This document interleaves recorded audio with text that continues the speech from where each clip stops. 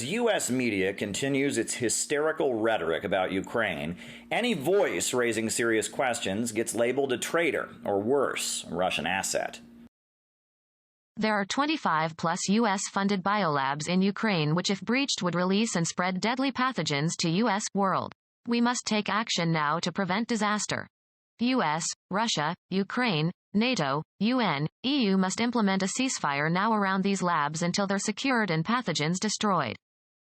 The U.S. government confirmed there are biolabs in Ukraine. But now anyone who says that out loud is accused of treason. Actual Russian propaganda, traitorous. Russia also said the Lugar Center in Georgia was making zombies. Tulsi should go to Russia. Tulsi Gabbard is parroting false Russian propaganda. Her treasonous lies may well cost lives. U.S. media doesn't just want you to never listen to anything they say or never think about the serious questions they are raising.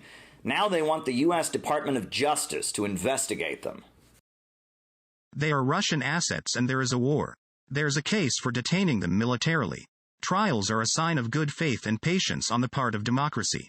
I think DOJ, in the same way that it is setting up a task force to investigate oligarchs, should look into people who are Russian propagandists and shilling for Putin. That's being, if you are a foreign asset to a dictator, it should be investigated. How do you not call out something that is repeating false Russian propaganda and that has been brought down? They used to arrest people for doing stuff like this. They've come up with a Kremlin war memo that says Russian media has been instructed to play clips of Tucker Carlson.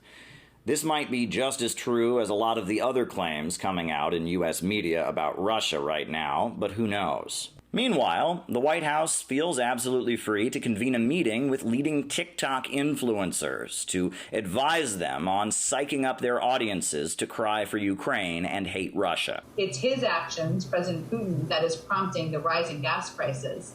That is why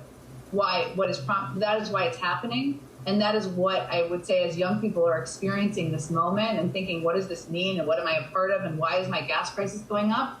It's because of what President Putin is doing. Why is gas so expensive, and why is the United States inflation rate at a 4-time decade high? Putin starting this horrific fight between Ukraine and Russia, nobody wants to work with him and do international trade. So with people being scared of war and limited resources, prices are bound to go up as well. All dissent related to foreign policy labeled as treason, the government directing social media to serve its ends, and alternative voices like RT being shut down and blocked. Such a vibrant, healthy state of affairs for democracy in America. Caleb Maupin, RT, New York.